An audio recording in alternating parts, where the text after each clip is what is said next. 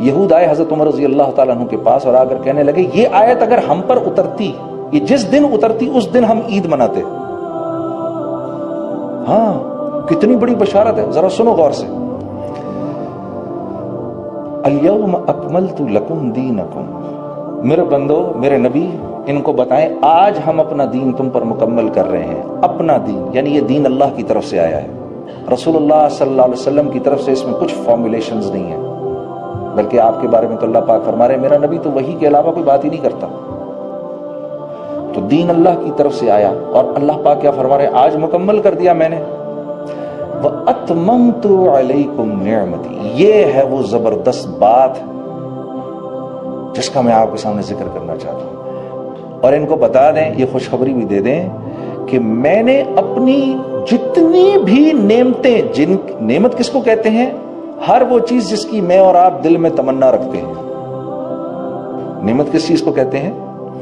ہر وہ چیز جس کی میں اور آپ دل میں تمنا رکھتے ہیں اس کو نعمت کہتے ہیں۔ تو اللہ پاک فرما رہے ہیں وَأَتْمَمْتُ عَلَيْكُمْ نِعْمَتِي، ان کو بولے میں نے ساری کی ساری نعمتیں آج ان پر تمام کر دیں۔ لیکن وَرَضِيتُ لَكُمُ الْإِسْلَامَ دِينًا، ان سے یہ کہیے کہ میرے پاس آپ کی زندگی کے سوا اور کوئی زندگی لے کر نہ آئے، بس میری رضا تو اس زندگی میں ہے جو زندگی آپ کی زندگی ہے، بس مجھے تو اسلام چاہیے، ان سے کوئی اور مینڈیٹ نہیں چاہیے مجھے، ان سے کوئی اور ایجنڈا نہیں چاہیے مجھے، ان سے آج دین مکمل ہو گیا میرے نبی۔ اور میں جتنی نعمتیں ہیں، اب نعمتیں کیا ہیں بھئی؟ ہم میں سے ہر ایک چاہتا ہے ہماری عزت ہو، ہم میں سے ہر ایک چاہتا ہے لوگ ہم سے محبت کریں، ہم میں سے ہر ایک چاہتا ہے ہماری اولاد ہماری فرما بردار ہو، ہم میں سے ہر ایک چاہتا ہے ہماری شوہر چاہتا ہے میری بیوی مجھ سے وفا کرنے والی ہو۔ وفا کا کیا مطلب؟ نیک ہو، نمازی ہو، روزے دار ہو، قرآن پڑھنے والی ہو، بچوں کی صحیح تربیت کرنے والی ہو، شوہر کے مال کو صحیح خرچ کرنے والی ہو، اپنی عصمت کی حفاظت کرنے والی ہو۔ یہ ہر مرد کی اندر کی خواہش ہے میرے دوستو، چاہے وہ مسلمان ہے یا غیر مسلم ہے۔ ہر عورت کی یہ خواہش ہے شوہر مجھ سے محبت کرنے والا ہو، مجھ سے پیار کرنے والا ہو، صرف مجھ سے پیار کرنے والا ہو۔ بہت بڑی نعمت ہے یہ ہر عورت کی خواہش ہے۔ بچے فرما بردار ہوں، معاشرے میں لوگ عزت کرتے ہوں، میرا تھوڑا مجھ کو پورا پڑتا ہو، میرے رزق میں برکت ہو، میری عمر میں برکت ہو، میں صحت مند ہوں، میری دعائیں قبول ہوں۔ یہ تمام نعمتیں ہیں۔ میں جس علاقے میں رہتا ہوں وہاں لوگ امن، چین، اطمینان اور سکون کے ساتھ زندگی گزاریں۔ ہمارا حاکم ہمارے بڑوں کی عزت کرنے والا ہو، ہمارے بچوں کی عزت کرنے والا ہو، ہمارے بچوں پر شفقت کرنے والا ہو، مسلمانوں کے جان مال جو ہیں وہ دوسرے مسلمانوں کے ہاتھوں سے محفوظ رہیں، اور جو رعایا ہے وہ اپنے حاکم کی بات کو منوعاً ماننے والی ہو۔ یہ وہ تمام نعمتیں ہیں جن کی ہم خواہش رکھتے ہیں۔ اللہ پاک فرما رہے ہیں میرے نبی ان سے کہیے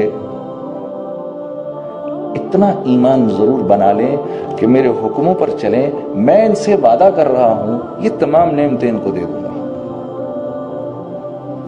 عدی بن حاتم آئے حضرت عمر رضی اللہ تعالیٰ عنہ کے پاس، کہ امیر المومنین اللہ کے نبی نے مجھ سے 3 باتیں کہی تھیں۔ پہلی بات جب مجھے بٹھایا نا اپنے سامنے، اور یہ مدینے کیوں آئے؟ کیونکہ مسلمانوں کے ایک قافلے نے قبیلہ طے کے لوگوں کو پکڑا، ان میں ان کی بہن بھی تھیں،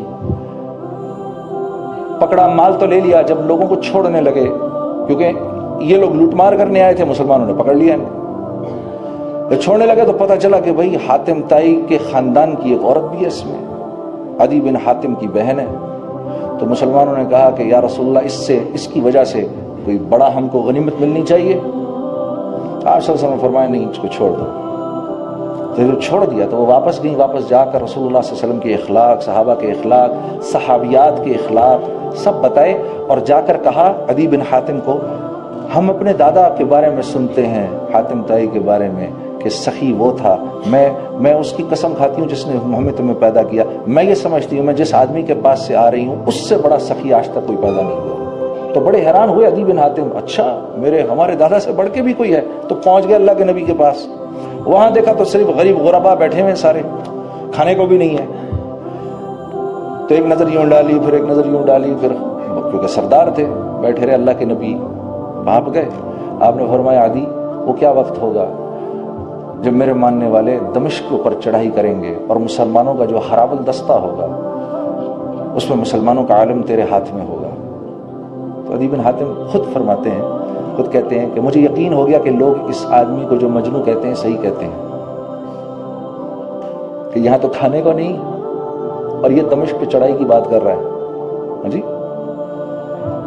پھر کہا اچھا عدی یہ بتا وہ وقت کیا وقت ہوگا جب یمن سے ایک عورت زیورات سے لدی بھدی چلے گی اور مدینے آئے گی اور کوئی اس کو چھونے والا نہیں ہوگا.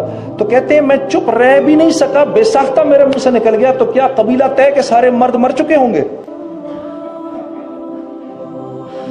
کہتے ہیں میرے منہ سے نکل گیا بے ساختہ. کہتے ہیں ہم تو ڈاکو لٹیرے مشہور تھے. پھر فرمایا عدی وہ کیا وقت ہوگا کہ چوراہے پہ کھڑا ہو کر ایک مسلمان اعلان کرے گا بھائی کوئی زکوٰۃ لینے والا ہے اور کوئی زکوٰۃ لینے والا نہیں ہوگا. تو حضرت عمر رضی اللہ تعالیٰ عنہ کو یہ بات آ کر ان کا بازو پکڑ لیا اور آنکھوں سے آنسو ہچکیاں. میرے نبی نے جو پہلی بات کہی تھی وہ تو صحیح ہو گئی.